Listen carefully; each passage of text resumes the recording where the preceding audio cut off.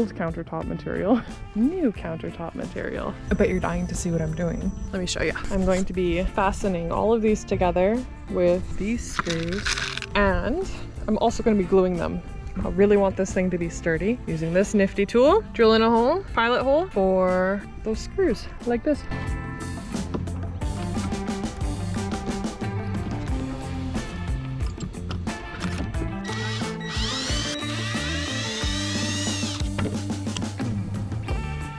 Just like that.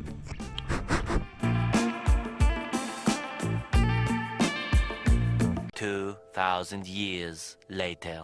So today what we're going to do is fill in the cracks on my countertop and the seams where the pieces of wood meet. For the most part it's okay, but in some areas it is pretty obvious. So I went on Amazon and I purchased some wood filler, and it is designed for this exact type of wood, which is birch. So I'm really curious to see how close is the color match. Is it going to be perfect, or was it not worth it to pay a premium for something like that? Honestly, I saw the photo of it on Amazon and it looked like a big tub, and I was like, I don't even remember how much it was. I think $15. I'm like, $15, that's a great deal. And then I get it in the mail and it's this little miniature thing. So I am going to be filling the cracks in. Let's give it a go. All right, moment of truth.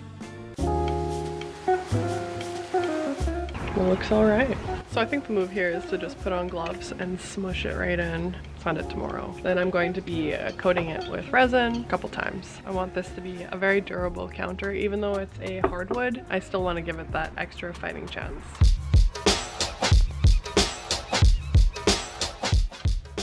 So this is going to take up a lot of filler, but I think it's going to be okay structurally, especially when I cover it in resin. But take a look at this. You can see I put this through the planer a few times, and I tried to be very careful, but I was not careful enough. And you can see the point of damage. The planer made it all smooth, and then it nicked these 3 screws, and then you can see the bump there. Ah, brand new planer. That sucked.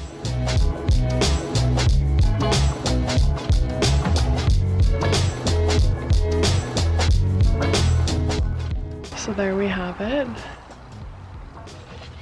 Isn't it beautiful? Maybe not beautiful, but I think it will be. And when I sand everything down, I'm just going to attempt to sand this into a bit of a V. Nothing fancy. So yeah, let's see how this dries, and I'll catch you guys in the morning or in a couple days, depending on how long it takes.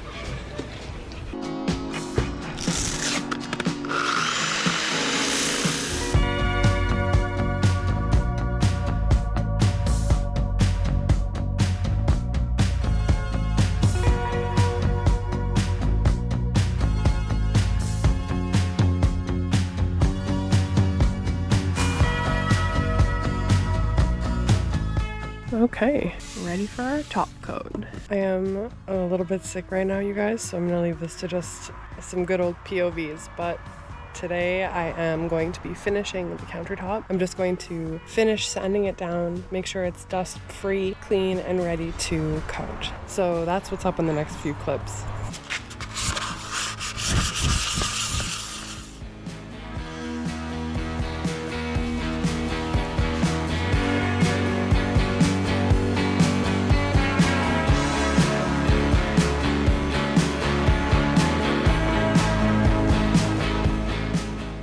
Okay, a couple days have passed. I feel less sick, thankfully. I think I can talk now. And the countertop has had 2 days to cure. So the first coat of resin has sunken in nicely and hardened. And I actually don't like the shiny look of the resin. So my intention is to do another coat and then to sand it down to make it matte again. So what I've done already is sanded it down lightly with just a 180 grit to get off any kind of really big bumps that were on the finish. And now I'm ready to just clean it off and do another coat. And also because I am sanding and making it matte, there is sort of a bit more forgiveness if I don't get all the dust off. But of course I'll still wipe it all.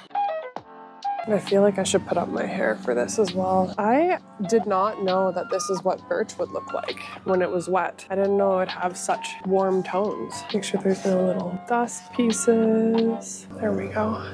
All right, looks good. Okay, in the absence of a nice little cup to use, I'm using a salad box. And today the goal is a heavier coverage than the other day. Just a tiny little wooden stick. I can just hear the comments now, you guys. But actually, you're very helpful and kind. And I honestly didn't expect to have so many competent people watching my videos. So quite a few of you give me tips and tricks that I really appreciate. So thank you for that. So we got that mixed and we have our new roller. Let's do this. Really glop it on there. I did add a lot more hardener this time, so I think it's going to cure a lot faster. There we go. Save a little bit for the cutting board if it doesn't harden up by then. So I can see little specks of resin, cured resin already. And really, I'm in no way concerned about that because, like I said, I am going to be sanding this to give it a matte look. But why did that happen? Does anybody in the comments know why that happened? You guys are like my gurus. I'm working on fiberglass. There's somebody who knows about fiberglass. Woodworking, there's somebody who knows about woodworking. Electrical, you guys know it all. Okay, I gotta move on to the cutting board here. The front face, really glopped it on in the middle here, but that's okay. Do have a little bit of a crack here, and I don't know why it's cracked, but I'll show you guys later. It looks like an impact crack, but I really can't think of how that would have happened, unless maybe it bumped around on the way here in my drive, because actually quite a few things happened on that drive. My fridge fell, for one, which was not convenient. I really want to make sure this is nice and coated around the sinkhole, because this is going to be getting a lot of water.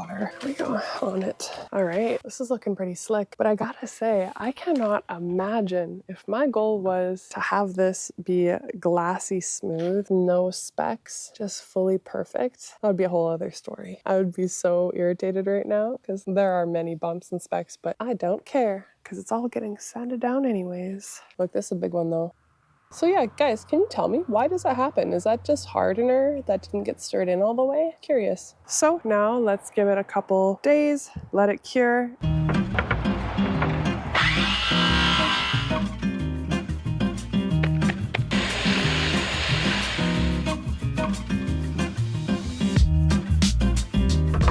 Moment of truth. How were my measurements? Oh, that's better. Thank goodness. Okay. Okay, perfect. Oh, that's really pleasing, actually. All right, countertop done. That only took 4 months. I'm happy. So it's looking really slick. Everything matches. The only thing I have to do is put a little coat of varnish on this back guy here. I just wanted to make sure it was cut properly. And so I will do that before I see you guys in the next episode. And we'll see how this all comes together. Here it is. This was my main concern. I was concerned about this lining up underneath here, and at first it didn't. All looks good and it'll fit in there nicely. Really not too shabby. I'm really happy with that. I would say that this is some beginner level carpentry, but it was really fun to do and I am very beginner. So for now, I'm going to call this episode done. Thank you for hanging out with me on this 4-month-long adventure in one episode, and I'll catch you guys in the next one.